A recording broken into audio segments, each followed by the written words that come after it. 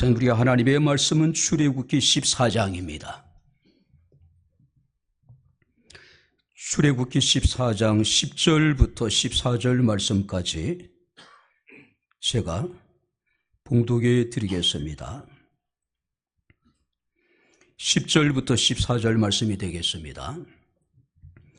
바로가 가까이 올 때 이스라엘 자손이 눈을 들어 본즉 애굽 사람들이 자기들 뒤에 이른지라 이스라엘 자손이 심히 두려워하여 여호와께 부르짖고 그들이 또 모세에게 이르되 애굽에 매장지가 없어서 당신이 우리를 이끌어 내어 이 광야에서 죽게 하느냐 어찌하여 당신이 우리를 애굽에서 이끌어내어 이게 우리에게 이같이 하느냐 우리가 애굽에서 당신에게 이른 말이 이것이 아니냐 이르기를 우리를 내버려 두라 우리가 애굽 사람을 섬길 것이라 하지 아니하더냐 애굽 사람을 섬기는 것이 광야에서 죽는 것보다 낫겠노라. 모세가 백성에게 이르되 너희는 두려워하지 말고 가만히 서서 여호와께서 오늘 너희를 위하여 행하시는 구원을 보라. 너희가 오늘 본 애굽 사람을 영원히 다시 보지 못하리라. 여호와께서 너희를 위하여 싸우시리니 너희는 가만히 있을지니라. 아멘. 할렐루야. 자, 우리 옆에 있는 분들과 하나님 우리와 함께 하십니다. 인사하겠습니다. 하나님 우리와 함께 하십니다. 할렐루야. 신입사원 입사금 면접과 관련된 많은 이제 에피소드가 여러분들이 이제 회자되고 있습니다. 어떤 회사에서 이제 대기업에 그 지원한 이유에 대해서 물었더니 큰 집에서 머슴살이 하는 것이 먹을 것이 많이 나오지 않겠느냐, 뭐 이런 이야기 등. 그 다음에 이제 그 회사와 어떤 이제 여러 가지 어떤 다른 이들과 관계 속에서 어느 것이 중요하냐. 그때 이제, 근데 곡성이라고 하는 영화에 나오는 그 이제 대사를 패러디해서 무엇이 중요한디, 아마 이런 식으로 이제 요한이가 아마 최종 면접인지 아니면 이제 일반 면접인지 모르겠지만은 이제 면접을 보는 이제 그 과정에 그 이제 목회자 자녀라고 하는 것이 이제 확연하게 드러나 있잖아요. 이름 자체가. 그때 이제 그 면접관들이 요한이의 어떤 이제 인성 부분에 대해서 그래도 목회자의 자녀이기 때문에 그래도 뭐 신뢰할 만하지 않느냐. 이제 또 다른 이제 이야기를 했는데 그게 뭐냐면은 그 봉사활동. 그러니까 봉사활동 시간이 굉장히 많잖아요. 그러니까 매년 우리가 매월 뭐 겨자씨를 가고 아니면 소록도 이제 자원봉사활동을 하고 근데 이제 1365가 이제 이렇게 개설되기 전부터 우리가 다녔기 때문에 그것을 소급해가지고 소록도에 있는 주민자치회에서 그러니까 봉사활동을 이렇게 이제 그 보장해 주는 봉사활동 했다라고 확인서를 이렇게 발급해 주었습니다. 그리고 이제 겨자씨 사랑의 집에서도 2001년서부터 이 아이가 봉사활동에 참석을 했다라고 하는 이제 확인서를 이게 발급해 주었습니다. 보통 국가에서 발급하는 어떤 이제 그런 확인서만을 이렇게 이제 인정을 하는데 136가 시작되기 전부터 있어졌던 일이기 때문에 그대로 인정해 주었던 것 같습니다. 그래서 참 봉사활동은 뭐 이렇게 대단하다는 식으로 얘기를 했나 봐요.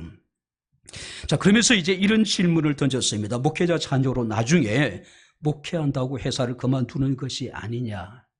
그때 요한이가 그런 대답을 했다랍니다. 중국집 아이들이 짜장을 더 싫어해요. 그러니까 목회자 가정의 자녀이기 때문에 어렵고 힘든 과정들을 누구보다도 잘 알잖아요. 그죠? 막 그런 식으로 우회해가지고 아마 이제 대답을 했다라고 이야기를 하더라고요. 자, 아주 오래전에 어떤 회사에서 직원을 선발하는 시험에 이런 문제가 나왔습니다. 여러분들 스스로 이 문제에 대해서 한번 답을 해보시기 바랍니다. 당신은 거센 폭풍우가 몰아치는 시골 밤길에 운전을 하고 있습니다. 마치 버스 정류장을 지나는데 그곳에는 세 사람이 버스를 기다리고 있었습니다. 죽어가고 있는 할머니, 그리고 당신을 생명을 구해준 의사, 그리고 당신이 꿈에 그리던 이상형. 당신은 이 중에서 단 한 명만을 태울 수 있습니다. 어떤 사람을 태우시겠습니까? 선택하고 자기의 의견을 서술하십시오. 죽어가고 있는 할머니, 나의 생명을 구해준 고마운 의사, 그리고 꿈에 그리던 이상형의 멋진 아가씨. 자, 수백 명의 이제 응시자들이 자기 나름대로 어떤 이제 논리를 가지고 이제 선택을 했겠죠. 자, 그 가운데 최종적으로 이제 채용된 한 사람의 답이 그야말로 압권이었습니다. 자, 이런 얘기를 합니다. 의사 선생님에게 제 차키를 드리겠습니다. 할머니를 병으로 모시고 갈 수 있도록. 그리고 저는 제 이상형의 여인과 함께 버스를 기다리겠습니다.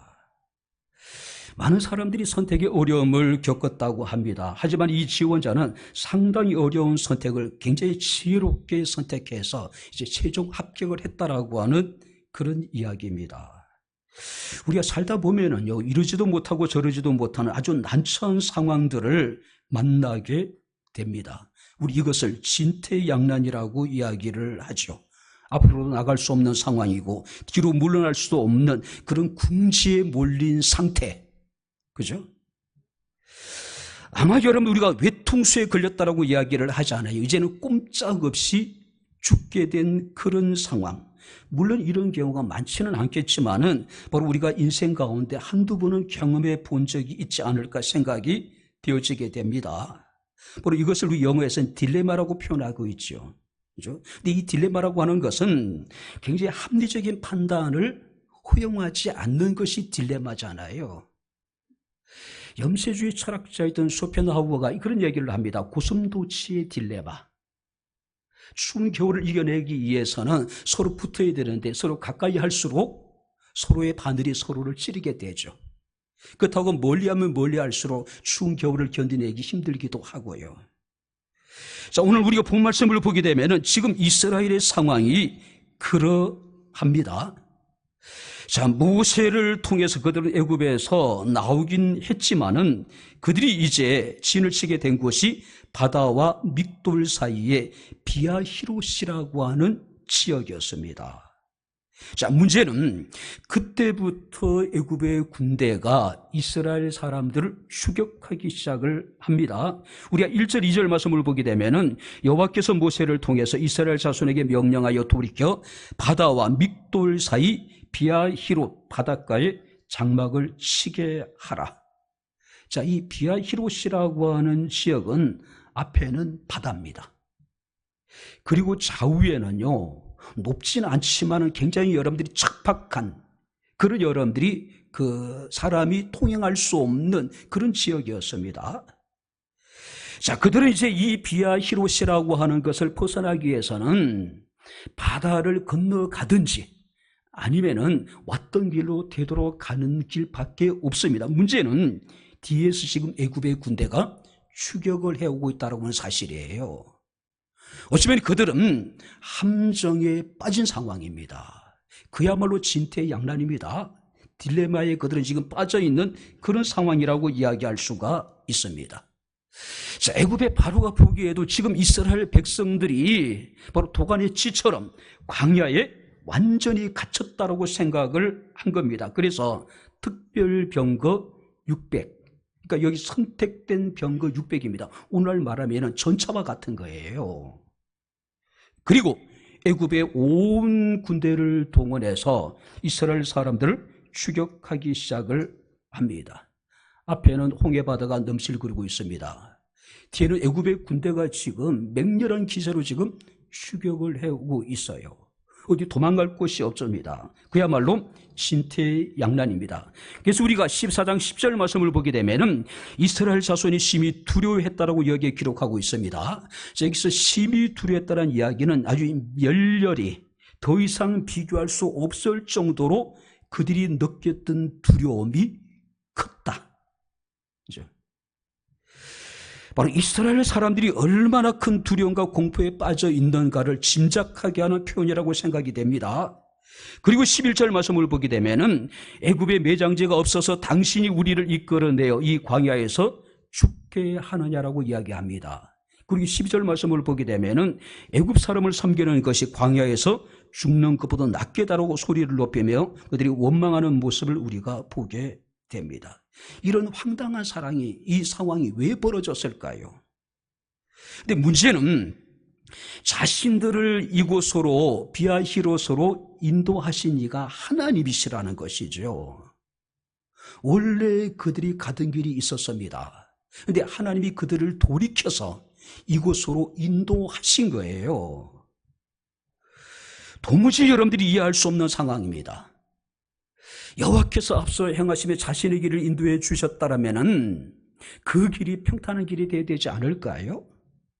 하나님이 친히 그들의 길을 지도해 주셨다라면은 모든 장애물을 제거해 주시고 그들이 평안히 걸어갈 수 있는 그런 길이 되어야 되지 않을까요? 근데 현실은 그렇지 않았다는 것이죠. 근데 성경 우리가 4절 말씀을 보게 되면은 하나님이 그들을 비아히로스로 인도하신 이유가 있다는 것이죠. 내가 바로의 마음을 완악하게 한즉 바로가 그 뒤를 따르리니 내가 그와 그의 온 군대로 말미암아 영광을 얻어 애굽 사람들이 나를 여호와인 줄 알게 하리라 하매 무리가 그대로 행했다.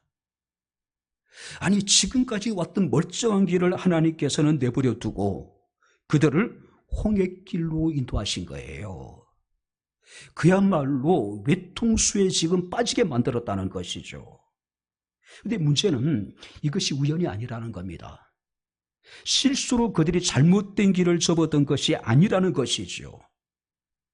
그렇다고 하나님이 그들을 골탕 먹이기 위해서 일부러 이곳으로 인도하신 것이 아니라는 것이죠. 성경을 보게 되면은 그의 온 군대로 말미암아 영광을 얻어 애굽 사람들이 나를 여호와인 줄 알게 하기 위함이다. 할렐루야. 모든 것이 하나님의 섭리 가운데 되어진 일이라고 하는 것이죠. 하나님은 이 일을 통해서 당신 영광을 받으시고 이 일을 통해서 애굽 사람들에게 이스라엘 가운데 함께 하신 하나님이 참 하나님이시라는 것을 나타내게 하기 위해서 이스라엘 백성들을 지금 비아히롯이라는 곳으로 인도하셨다는 것이죠. 우리 주변에 일어나고 있는 모든 일들은 우리가 보기에는 우연입니다. 우리가 생각하기에는 실수로 일어난 일이라고 치부할 때가 얼마나 많은지 모릅니다. 그러나 기독교는요, 우연을 인정하지 않습니다. 기독교는 운명이라든지 여러분들이 우리가 숙명 같은 것을 인정하지 않습니다. 절대적인 하나님의 섭리입니다. 할렐루야. 단지 우리가 하나님이 행하시는 큰 일과 기이한 일들을 다 이해하지 못하다 보니까 그것을 우연이라고 생각하는 겁니다. 실수로 되어진 일이라고 우리는 생각한다는 것이죠. 뿐만 아니라 로마서 8장 28절 말씀을 보게 되면은 하나님을 사랑하는 자 곧 그의 뜻대로 부르심을 입은 자들에게는 모든 것이 합력하여 선을 이루시느니라. 할렐루야. 모든 것을 하나님이 섭리하실 뿐만 아니라 우리가 우연이라고 생각하고 우리가 실수라고 생각했던 그 모든 일들이 궁극적으로는 우리에게 하나님 유익이 되게 하시겠다는 것이죠. 자, 하나님이 그들을 이곳으로 인도해 주셨습니다. 애굽의 군대로 말미암아 영광을 얻게 될 것이고 애굽 사람들이 나를 여호와인 줄 알게 하게 될 것이라는 이야기를 듣고 8절 말씀을 보니까 이스라엘 자손이 담대히 나아갔습니다. 자, 여기서 담대히 나갔다라고 하는 의미는 어떤 의미냐면은 이스라엘 자손들이 높은 손에 의해 나가는 중이었더라. 높은 손에 이끌리어 담대하게 지금 그들이 나가고 있었다는 것이죠. 이스라엘 자손이 높으신 하나님의 손에 의해서 당당하게 애굽을 떠나고 있었다. 정확한 표현입니다. 자, 그래도 불구하고 그들이 막상 홍해에 이르게 되자 애굽의 특별 병거와 애굽의 온 군대가 자신들에게 가까이 이르게 됨을 보고 심히 두려워하여 모세를 원망하고 애굽 사람을 섬기는 것이 광야에서 죽는 것보다 낫다라고 지금 원망하고 있는 겁니다. 오늘 이에 대해서 모세는 자기 백성들에게 외칩니다. 13절 보시기 바랍니다. 모세가 백성에게 이르되 너희는 두려워하지 말고 가만히 서서 여호와께서 오늘 너희를 위하여 행하시는 구원을 보라. 너희가 오늘 본 애굽 사람을 영원히 다시는 보지 못하리라. 그리고 14절 말씀을 보게 되니까 여호와께서 너희를 위하여 싸우시리니 너희는 가만히 있을지어다. 2026년이 시작이 되어졌습니다. 모든 것이 불확실하고 모든 것이 불투명하잖아요. 우리의 길이 형통할지 우리의 길이 여러분들이 역경이 있을지 알 수 없단 말이에요.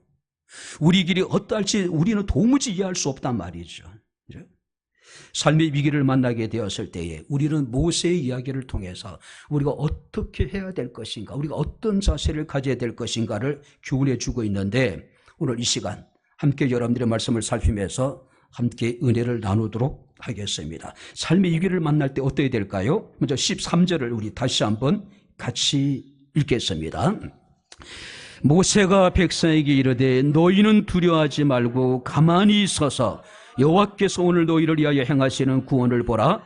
너희가 오늘 본 애굽 사람을 영원히 다시 보지 못하리라. 다시 보지 아니하리라.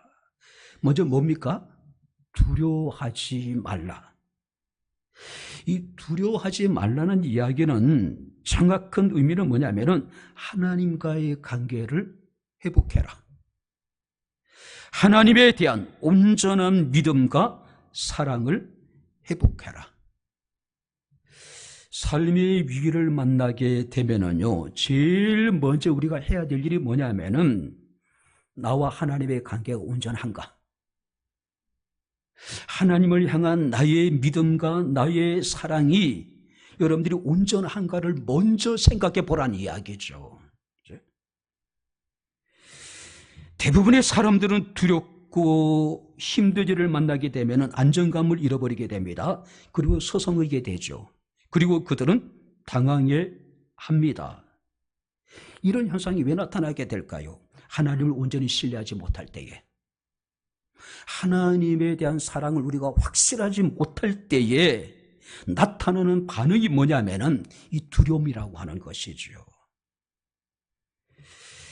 애굽의 특별 병거가 애굽의 온 군대가 추격해 온다 하더라도 애굽 사람보다 더 강하신 하나님께서 우리와 함께 하시고 우리를 지키시고 우리를 보호해 주실 것이니, 우리를 구원해 주실 것이니 너희는 두려워하지 말아라. 근데 8절 말씀을 보게 되면은 이전까지 이스라엘 자손들이 담대히 나갔대요. 전능자의 손에 의해서 당당하게 그들은 지금 애굽을 여러분들이 탈출하고 있는 그런 모습을 볼 수가 있습니다. 근데 지금 이스라엘 사람들의 모습을 보게 되면은 그 담대함을 잃어버린 겁니다. 그 당당함을 지금 잃어버린 거예요. 두려워합니다. 원망하고 있어요. 차라리 애굽에 돌아가서 우리가 애굽 사람들의 노예로 사는 것이 낫다라고 지금 이야기를 하고 있는 겁니다. 자, 무엇이 그들을 이렇게 변화되게 만들었을까요? 무엇이 그들을 이렇게 달라지게 만들었을까요?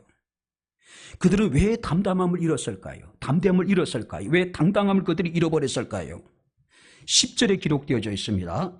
바로가 가까이 올 때 이스라엘 자손이 눈을 들어 본즉, 그들이 뭘 바라보았습니까? 바로가 가까이 올 때 눈을 들어 뭘 봤습니까? 바로를 본 거예요. 애굽의 특별 병거를 본 겁니다. 노도와 같이 몰려오는 애굽의 온 군대를 본 겁니다. 그래서 애굽 사람들이 자기 뒤에 이른지라 이스라엘 자손이 심히 두려워하여 여호와께 부르짖었다. 무엇을 바라봤다는 이야기예요? 뒤에서 추격해오는 애굽의 온 군대를 바라보았다는 이야기죠. 자신들의 앞에 넘실거리고 있는 홍해의 바다를 바라봤다는 이야기입니다. 좌우의 병풍처럼 자신들을 둘러싸고 있는 산등성을 본 것이 아니었을까요? 그런 위기 앞에서 아무것도 할 수 없는 자신의 초라하고 자신의 무기력한 모습을 바라보지 않았을까요? 그 결과는 뭡니까? 심각한 두려움이에요. 마태복음 14장 22절부터 33절 말씀을 보니까 주의 제자들이 무리를 걷는 주님의 모습을 봅니다. 그때 베드로가 이르되 주여, 만일 주님이시거든 나를 명하여 물 위로 오라 하소서. 주께서 오라고 말씀하셔요. 근데 베드로가 배에서 뛰어내립니다. 주님과 함께 물 위를 걸어요. 근데 이 베드로가 갑자기 물에 빠져 죽게 된 위기에 처해지게 됩니다. 성경 이렇게 기록하고 있습니다. 바람을 보고 무서워 빠져가는지라. 무엇을 봤기 때문입니까? 바람을 봤어요. 베드로가 배 위에서 뛰어내려서 주님을 바라볼 동안에는 그도 물 위를 걸었어요. 그러나 그가 잠깐 물 위를 걷는 순간에 뭔가 자신의 몸에 와 닿는 바람을 느끼는 순간에, 어쩌면 여러분들이 넘실거리는 여러분들이 파도를 보는 순간에 그는 그만 물에 빠져 죽게 된 상황에 처해지게 됩니다. 사랑하는 성도 여러분들은 무엇을 바라보고 있습니까? 혹자는 이르기를 두려움은 현실을 보게 하지만 믿음은 하나님을 보게 한다. 할렐루야. 두려움은 우리의 현실을 보고 낙심하게 만듭니다. 그러나 믿음은요, 하나님을 보게 만들어요. 히브리서 12장 2절 말씀을 보게 되면은 믿음의 주여 또 온전케 하시는 이인 예수를 바라보자라고 말씀을 하고 있습니다. 뿐만 아니라 시편 118편 6절 말씀을 보게 되면은 여호와는 내 편이라고 말씀을 하고 있습니다. 뿐만 아니라 유다서 1장 24절 말씀을 보게 되면은 우리 하나님은 능히 우리를 보호하사 거침이 없게 하시는 하나님. 할렐루야. 여러분들의 삶의 위기를 만나게 될 때에 오직 두려워하지 아니하고 담대하게 되기를 주의 이름으로 축원합니다. 할렐루야. 당당했으면 좋겠어요. 그죠? 폭풍과 불을 오면은 작은 새들은 어떻습니까? 자신의 몸을 여러분들이 숨길 수 있는 곳을 찾습니다. 파다닥거리면서요. 그러나 독수리는 어떻습니까? 강한 바람을 마주합니다. 바람을 타요. 여러분들이 바람에 불지 않는 높은 하늘에까지 여러분들이 올라간단 말이에요. 거침없이 당당한 사람, 우리 백경목교회 성도들이 되어질 수 있기를 주의 이름으로 축원합니다. 두 번째 말씀을 보겠습니다. 13절을 우리 다시 한번 같이 읽겠습니다. 모세가 백성에게 이르되 너희는 두려워하지 말고 가만히 서서 여호와께서 오늘 너희를 위하여 행하시는 구원을 보라. 예, 됐습니다. 처음엔 두려워하지 말랍니다. 두 번째는 뭐예요? 가만히 서 있어라. 가만히 서서. 가만히 서 있으라는 이야기를 우리가 여러분들 아무것도 하지 말고 멍 때리고 있으라는 이야기는 아니겠죠. 그죠? 여기서 가만히 서 있으라는 의미는요, 흔들리지 말고 제 자리를 굳게 지키라고 하는 군사용어예요. 두려움에 떨며 도망치거나 다시 애굽으로 돌아가지 하지 말고 내 믿음의 자리를 굳게 지키라. 여러분들이 우리가 전투에서 가장 중요한 것은요, 전열을 흐트러뜨리지 않는 거예요.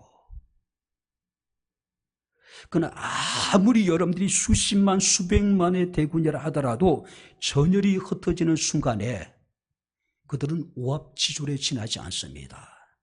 그죠? 바로 여기서 가만히 있으라는 이야기는 그런 의미예요. 너를 힘들게 하는 수많은 일들이 너에게 있을지라도 흔들리지 말란 이야기예요. 네 자리를 끝까지 지키란 이야기예요. 그래서 우리가 예레미야 17장 16절 말씀을 보게 되면 선지자 예레미야는 나는 목자의 직분에서 물러나지 아니하고 주를 따랐나이다. 할렐루야. 얼마나 힘들었어요. 그래서 선지자 예레미야조차도 내가 다시는 여호와 이름으로 말하지 않겠나라고 다짐을 하잖아요. 그죠? 그러나 내 심령이 부르는 것 같아서 내가 견딜 수 없어서 다시 하나님의 말씀을 선포합니다. 그러면서 그는 고백합니다. 나는 목자의 직분에서 물러나지 않겠다. 소극적인 의미로서 가만히 있는 것이 아닙니다. 적극적으로 자신의 자리를 지켜나가는 겁니다. 견뎌내는 거예요. 이 가만히 있으라고는 또 다른 의미는 뭐냐면은 침묵하라고 하는 의미가 들어있어요. 원망하지 말고 불평하지 말고 잠잠히 하나님이 너희를 위해서 일하시는 것을 목도하라. 눈으로 보란 이야기겠죠. 쉽게 얘기하면은 경거망동하지 말란 이야기입니다. 자리를 지키란 이야기입니다. 하나님을 바라보란 이야기입니다. 너희가 바라볼 것은 애굽의 온 군대가 아니라 바로 이스라엘의 하나님, 만군의 여호와 하나님이니 하나님만을 바라보란 이야기예요. 우리가 살다 보면 최선을 다했음에도 불구하고 우리 힘으로 어떻게 할 수 없는 불가항력적인 일들을 만나게 됩니다. 그때 원망하지 말고 불평하지 말고 좌절하지 말고 절망하지 말고 그 상황을 온전히 하나님께 의탁하라는 것이죠. 맡기란 이야기입니다. 삶의 위기 속에서 우리가 할 수 있는 최선, 삶의 위기에서 우리가 할 수 있는 최고의 선택은, 최고의 믿음은 나의 무능함을 인정하는 겁니다. 그리고 살아계신 하나님께 우리의 시선을 고정하는 겁니다. 그리고 가만히 있는 겁니다. 혹자는 이것을 거룩한 멈춤이라고 이야기를 해요. 여러분들이 운전을 잘한다는 것은 잘 달리는 것일 수도 있겠지요. 그러나 중요한 것은요, 바로 시로를 잘 지켜나가는 것.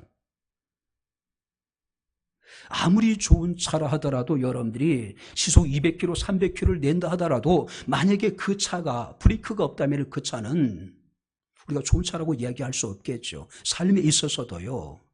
때로는 음악이 악보가 심표라는 것이 있듯이 삶에 있어서 때로는 여러분들이 거룩한 멈춤이 필요하다는 것이죠.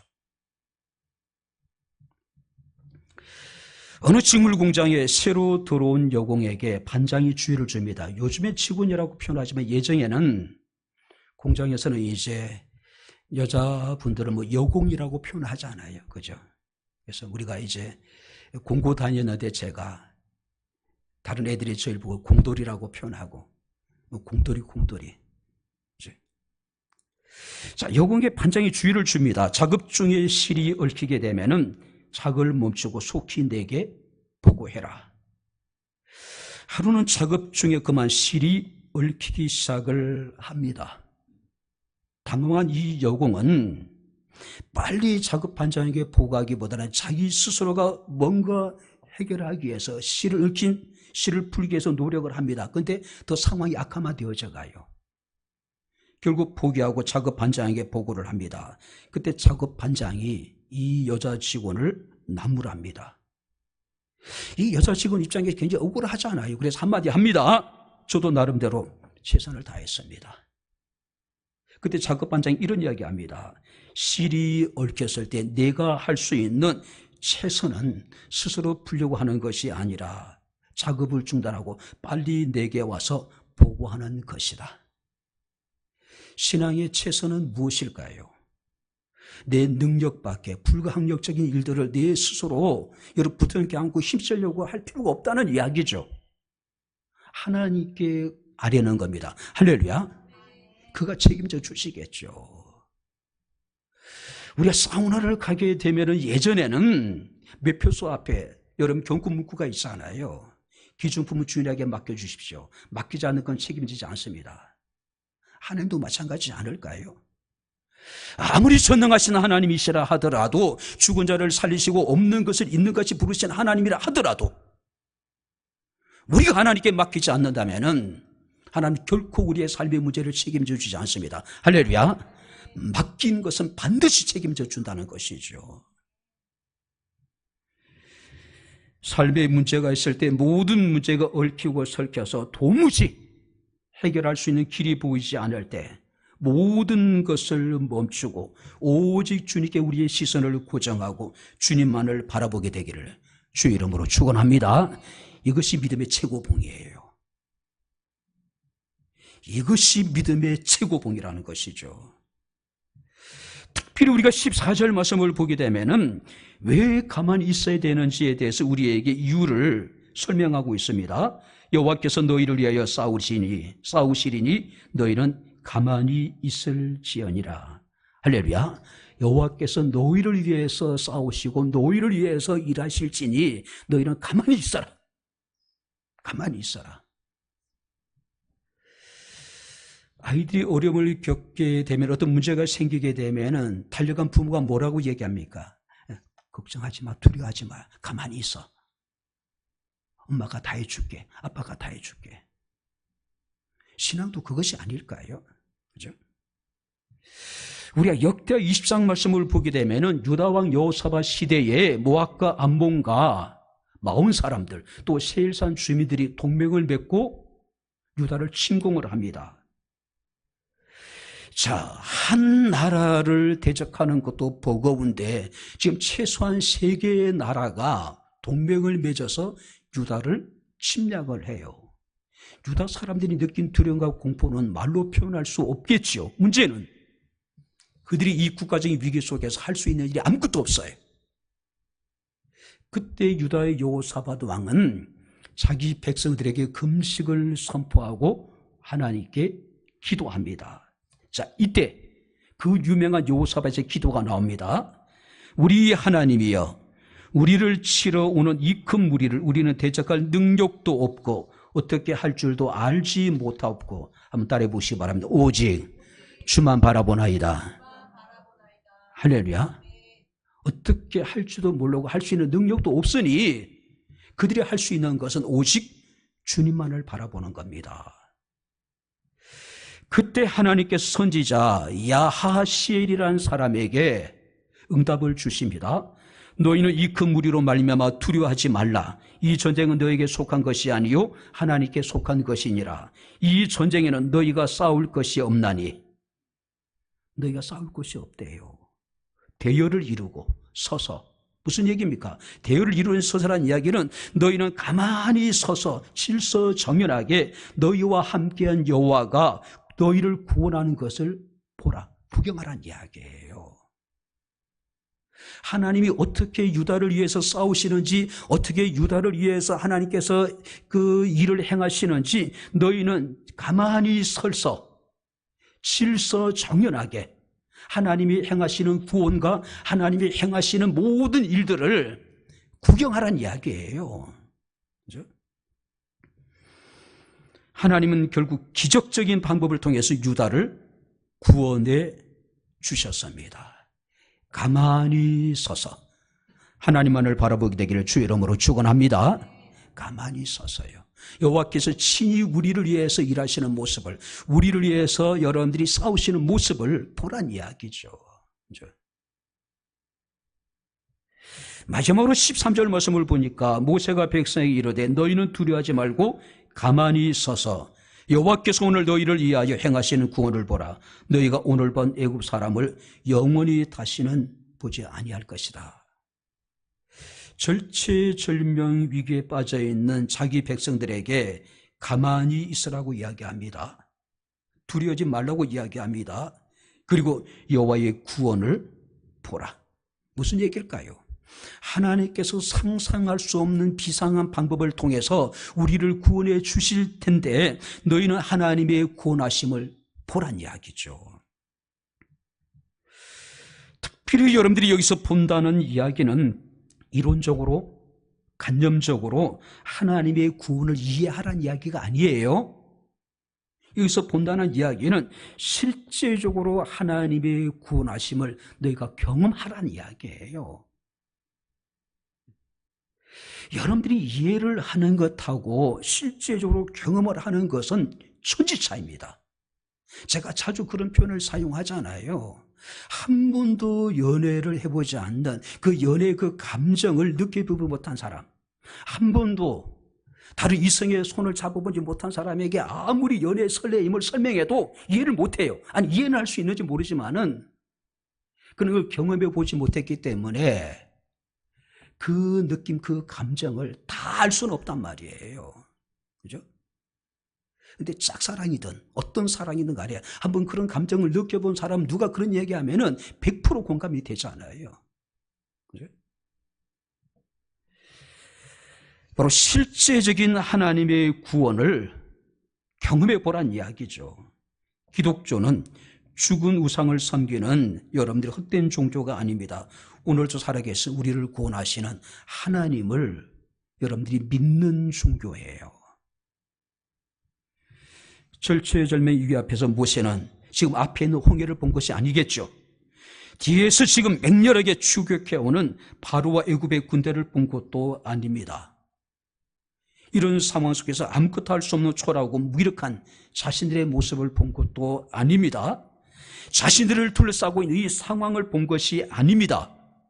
모세가 본 것은 하나님의 구원이었습니다. 할렐루야. 하나님의 구원을 본 거예요. 사무엘상 17장에 보게 되면은 골리앗 앞에서 선 다윗의 모습을 봅니다. 자, 문제는 그의 형제들도, 이스라엘의 왕이었던 사울도, 골리앗도 이 초라하고 어린 이 다윗의 모습을 보고 무시하잖아요. 그죠? 그리고 불구하고 이 다윗은 담대합니다. 너는 칼과 창과 단창으로 내게 나오거니와 나는 만군의 여호와의 이름 곧 내가 모욕하는 이스라엘 군대 하나님의 이름으로 내게 가노라. 또 여호와의 구원하심이 칼과 창이 있지 아니함을 이 무리에게 알게 하리라. 전쟁은 여호와께 속한 것인즉 그가 너희를 우리 손에 넘기시리라. 다윗이 본 것은 모든 이스라엘 군대를 두려움과 공포에 빠져들게 만든 거대한 골리앗을 본 것이 아닙니다. 골리앗의 창이라든지 여러분들이 칼이라든지 단창을 본 것이 아닙니다. 다윗이 본 것은요, 만군의 여호와 이스라엘 군대의 하나님, 이스라엘을 구원하실 하나님을 보았다는 것이죠. 그렇기 때문에 그렇게 담대할 수가 있었다라고 하는 사실이죠. 신명기 1장 30절 말씀을 보니까 모세가 죽기 전에 자기 백성들에게 고별 설교를 합니다. 너희보다 먼저 가시는 너희 하나님 여호와께서 애굽에서 너희를 위하여 너희 목전에서 모든 행하신 것 같이, 모든 일을 행하신 것 같이 이제도 너희를 위해서 싸우시리라. 애굽에서 너희를 위하여 너희 목전에서 모든 일을 행하신 하나님께서 이제도 너희 앞서 행하시면서 너희를 위해서 싸우실 것이다. 할렐루야. 하나님의 구원을 믿으란 이야기입니다. 이 믿음에서 경과히 흔들리지 말란 이야기죠. 요한복음 16장 33절에 주님께서 말씀하십니다. 세상에 너희가 환난을 당하나 담대하라. 내가 세상을 이겨노라. 환난은 필연적인 거예요. 피할 수 없는 겁니다. 예외가 없어요. 그러나 주님께서 우리에게 말씀하십니다. 담대하라. 왜요? 이미 내가 세상을 이겼다라고 여러분 선포하고 계신 것이죠. 이제 말씀을 마치도록 하겠습니다. C.S. 루이스라고 하는 사람은 용서에 대해서 이런 말을 했습니다. 용서란 누구나 용서란 훌륭한 일이라고 생각한다. 실제로 용서해야 할 사람이 생기기 전까지는. 그렇죠. 용서는 해야 되는 일이고 세상에 어떤 것보다 훌륭한 일이라는 것은 누구나 알고 있어요. 내가 용서해야 될 사람이 생기기 전까지는. 근데 용서해야 될 사람이 생기게 되면 우리의 마음이 어떻습니까? 달라져요. 변합니다. 우리 마음 가운데 생각하고 있는 그것이 정말 우리의 삶 속에 실천된다는 것이 얼마나 힘들다는 것을, 얼마나 어렵다는 것을 보여주고 있는 것이죠. 욥의 친구들이 이런저런 말로 욥을 이루했지만은 아무런 여러분 욥에게 이루가 되지 못하는 것이죠. 너희는 나를 번뇌케 하는 아니자라고 이야기합니다. 너희는 내게 쓸데없는 의사라고 이야기를 해요. 나도 너희 같으면 또 멋진 말로 너희를 이루할 수 있겠다라고 이야기를 하잖아요. 그죠? 우리 인생에 일어나고 있는 모든 일도 마찬가지가 아닐까요? 삶의 위기가 찾아올 때 두려워하지 않는 것, 가만히 서는 것, 또 하나님의 구원을 바라보는 것. 여러분 훌륭한 일이죠. 그런데 막상 그 삶의 위기가 찾아오기 전까지 우리는 그런 생각을 해요. 근데 막상 삶의 위기가 찾아오게 되면 우리는 어떻습니까? 좌절하고 절망하고 두려워 떨고 왕좌왕하고 세상의 방법을 찾게 된단 말이에요. 그리고 불구하고 두려워하지 말랍니다. 가만히 서 있으랍니다. 하나님의 구원을 바라보래요. 왜요? 다른 선택의 여지가 없어요. 다른 방법이 없기 때문에 그렇다는 사실이죠. 우리는 지금 불확실성의 시대를 살아가고 있습니다. 한 치 앞도 내다볼 수 없는 것이 우리의 현실입니다. 길을 잃은 어린아이가 부모를 찾기 위해서 최선의 길은 가만히 있는 거예요. 그 자리에서 가만히 있는 겁니다. 그리고 부모가 자기를 찾아와 주기를 기다리는 거예요. 아이가 부모를 찾겠다고 이리저리 쫓아다니다 보면 오히려 어떻습니까? 더 여러분들이 복잡해져요. 힘들어져요. 아니, 영원히 찾을 수가 없을지 몰라요. 오늘도 주께서 우리에게 말씀하십니다. 두려워하지 말라. 가만히 있어라. 하나님의 구원을 바라보라. 그는 우리를 위하여서 큰 일을 헤아릴 수 없이 행하시는 하나님이실 것이고 우리를 위하여 기이한 일을 셀 수 없이 행하시는 하나님이십니다. 2026년 백향목교회표는 내 일을 하나님께 의탁하리라. 내 일을 하나님께 의탁하라. 2026년도 여러분들의 삶을, 여러분들의 가정을, 여러분들의 사업장을, 우리의 삶의 모든 것들을 온전히 하나님께 의탁할 수 있는 그런 은혜가 우리 가운데 함께 할 수 있기를 주의 이름으로 축원합니다. 기도하겠습니다. 주신 나의 아버지 하나님, 우리 아버지 하나님 은혜와 사랑을 진심으로 감사합니다.